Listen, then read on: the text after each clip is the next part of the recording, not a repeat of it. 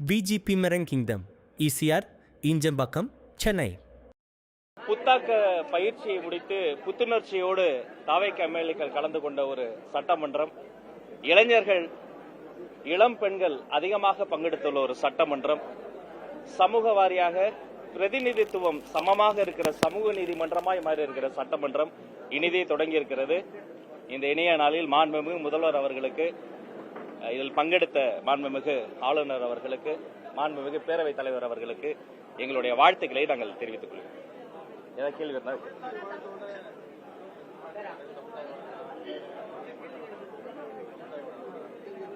தெளிவாக சொல்கிறோம். தமிழ் எங்கள் பேச்சு, தமிழ் எங்கள் மூச்சு.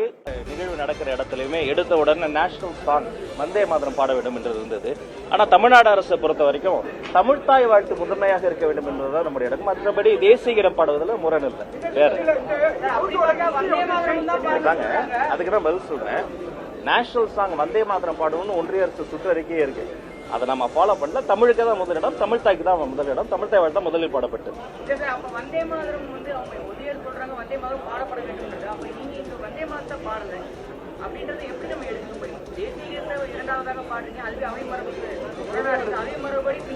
மூன்றாவது முறையாக நான் பதில் சொல்லுகிறேன். தமிழ்தாய் வாழ்த்தோடு சட்டமன்றம் தொடங்கியது. தேசிய கீதம் பாடக்கூடாதுன்னு எதுவும் இல்லை. தேசிய கீதமும் இசைக்கப்பட்டது. இறுதியிலும் தேசிய கீதம் பாடப்பட்டது. இதுதான் பதில். இல்ல, முதல்ல வந்தே மாதரம் பாடணும் கூட தான் மரபு இல்லை. ஆனா வந்தே மாதரம் பல இடங்கள்ல பாடினாங்க. நம்ம தமிழ்தாய் வாழ்த்துக்கு முன்னுரிமை கொடுத்திருக்கிறோம். அது மட்டும் கிடையாது, சட்டமன்றத்திற்கு என்று ஒரு கண்ணியமும் மாண்பும் இருக்கிறது. ஜனநாயகத்து பூர்வமாக எதிர்கட்சிகளை அவர்களுடைய எதிர்வரை ஆற்றலாம்.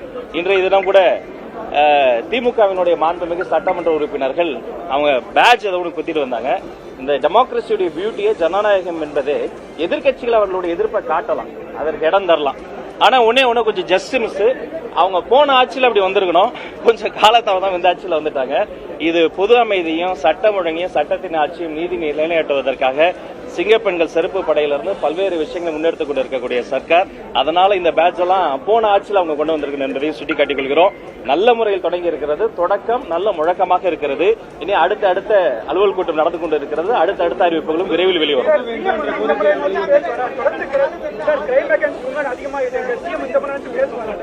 இல்ல, கிரைம் அகேன்ஸ்ட் உமன் ஒரு போலீஸ் ஸ்டேஷன்ல ஒரு விக்டிம் அந்த அப்பா அம்மா குழந்தை மீது இப்படி ஒரு அபியூஸ் நடந்துருச்சு, அவனுக்கு கேஸ் கொடுக்க வந்த அப்பா அம்மாவே அடிச்சு ஒரு கேஸ் போட்டாங்க.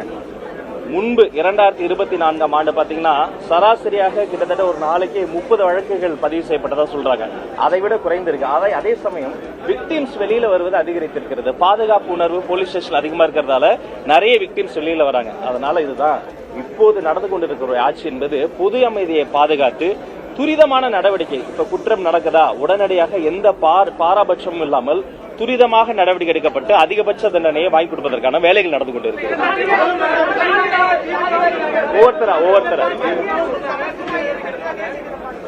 இல்லையே, தமிழ்தாய் வாழ்த்து பாடப்பட்டது, அதை சொல்லவே மாட்டீங்களே.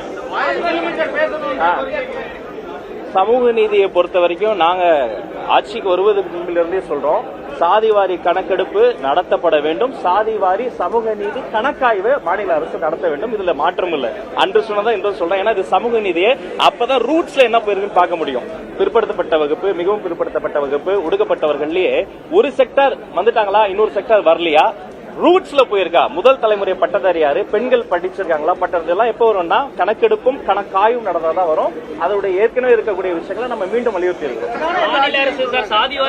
அவங்க பண்ணலையே, நாம இதுல அழுத்தம் ஏற்படுத்தும் சொல்லி இருக்கிறோம். அவங்க மேடையில சொன்னாங்க, சட்டமன்றத்தில் சொல்லல. ஆனா நாம இதை கடுமையாக பின்பற்ற போகிறோம் என்பதற்கான எடுத்துக்காட்டு தான் இது.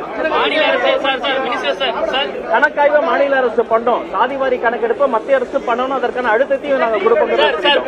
ஒவ்வொருத்தரா ஏற்கனவே விரிவாவே உங்க சேனல்லே நான் சொல்லியிருக்கிறேன். சாதிவாரி கணக்கெடுப்பை பொறுத்த வரைக்கும் எப்படி நடத்தணும், மற்ற மாநிலங்களில் சாதிவாரி கணக்காய்வுகள் எப்படி நடத்தினாங்க, உயர்நீதிமன்றத்தில் உச்சநீதிமன்றத்தில் என்னென்ன வழக்குகள் இருக்கு, வழக்கினுடைய தீர்ப்புகளை எப்படி பின்பற்றணும் என்பதை தெளிவா விரிவா உங்க சேனல்லே பேசியிருக்கிறேன். சுருக்கமா சொல்றேன், சாதிவாரி கணக்கெடுப்பு ஒன்றிய அரசு நடத்தணும், சாதிவாரி கணக்காய்வு மாநில அரசு நடத்தி இரண்டும் நடைபெறும். நாங்க பின்பற்றக்கூடிய ஒரே ஆள் மாண்புமிகு முதல்வர் சி. ஜோசப் விஜய் அவர்கள் மட்டும்தான். மக்களை முன்னிலைப்படுத்தி பதில முடிக்க விடுங்க நண்பா.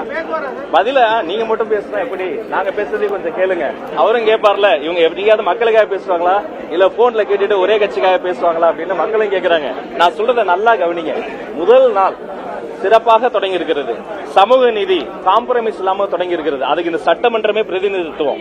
இத்தனை ஒடுக்கப்பட்ட, இத்தனை பிற்படுத்தப்பட்ட, இத்தனை பெண்களுக்கு ஈக்குவலா ஜெண்டர் ஈக்குவாலிட்டியோட ஒரு கேபினெட் நடந்திருக்கு. இது எல்லாமே எதோடைய அறிகுறினா ஜனநாயகத்தினுடைய பாதையில் சென்று கொண்டிருக்கிறோம். யாரையும் பின்பற்ற வேண்டிய அவசியம் கிடையாது. நாங்கள் பின்பற்றக்கூடியவர்கள் எங்கள் கொள்கை தலைவர்கள், பகுத்தறிவு தந்தை பெரியார், அண்ணல் அம்பேத்கர், வீரமங்கை வேலு நாச்சியார், அஞ்சலை அம்மாள், கர்ம வீரர் காமராசர் அவர்களை பின்பற்றி வீர நடை போட்டுக் கொண்டிருக்கிறோம்.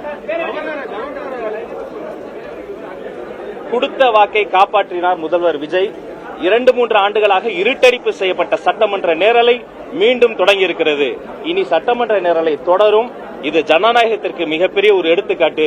டிரான்ஸ்பரண்ட், குட் அண்ட் கிளீன் கவர்னன்ஸுக்கு இன்றைய நிகழ்வு ஒரு எடுத்துக்காட்டு. நன்றி. VGP Marine Kingdom, ECR, Injambakam, Chennai.